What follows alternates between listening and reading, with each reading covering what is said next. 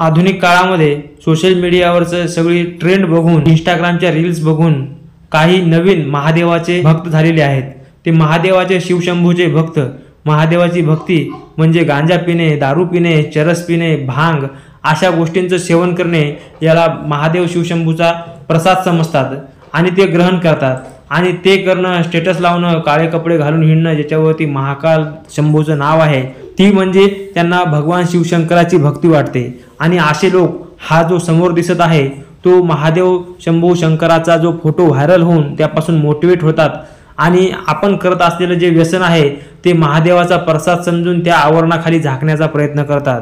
परंतु भक्तांनो, मित्रांनो, बंधूंनो, कट्टर हिंदूंनो, हे जे आहे खूप मोठं षड्यंत्र आहे। ज्याने कोणी हा महादेवाचा हा फोटो बनवलेला आहे त्याने हिंदू धर्मातील तरुणांवरती खूप मोठा अन्याय केलेला आहे व हिंदूंचं खूप मोठं नुकसान केलेलं आहे। कारण की असा कुठेही उल्लेख नाहीये की भगवान शिवशंभू शंकर हे दारू पितात, गांजा पितात, चरस पितात किंवा कसल्याही प्रकारचं व्यसन करतात। हा पूर्ण स्वतःची चोरी झाकण्याकरता भगवान श्रीकृष्णाकडे बोट दाखवल्यासारखं आहे की स्वतःचं व्यसन झाकण्याकरता भगवान शिवशंभू शंकराकडे बोट दाखवणे। भगवान शंकराच्या अनेक नावापैकी जे नाव आहे भगवान शंकराचं ते एक आहे आदियोगी, महायोगी आणि आदिगुरु शिवशंकरा नमन माझे गंगाधरा।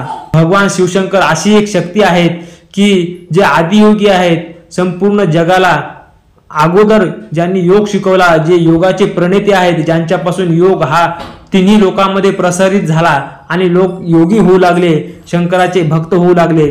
भगवान शिवशंकर इतके शक्तिशाली आहेत की ते कैलासाच्या शिखरावरती राहतात, जिथे सामान्य माणूस सोडा कोणीही आजचं विज्ञानही पोहोचू शकत नाही, तिथे भगवान शंकराचा वास असतो। भगवान शिवशंकर हे त्रैलोक्याचे स्वामी आहेत।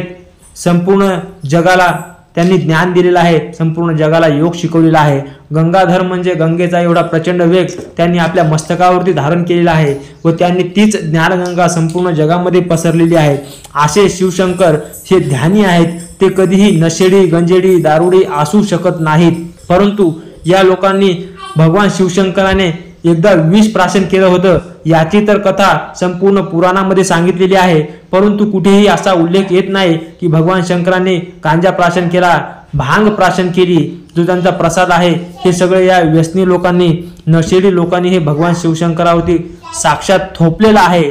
त्यामुळे यापासून हिंदू तरुणांनी बाजूला व्हायला पाहिजेत, त्यांनी निर्व्यसनी जीवन जगायला पाहिजेत। भगवान शंकराचा जो योग आहे त्याचा स्वीकार करा, भगवान शिवशंकराचं जे ध्यान आहे त्याचा स्वीकार करा। भगवान शंकर ज्या शक्ती आहे भगवान शंकराकडे, त्या शक्तीचा स्वीकार केला पाहिजेत व आपण बलवान, धनवान व ज्ञानवान, ध्यानवान व्हायला पाहिजेत। जसं की भगवंताने गीतेमध्ये सांगितलेलं आहे की अर्जुना, तू आत्मवान हो, तू योगी हो। तसं आपण योगी व ज्ञानवान व्हायला पाहिजेत, व्यसनी व्हायला नाही पाहिजेत।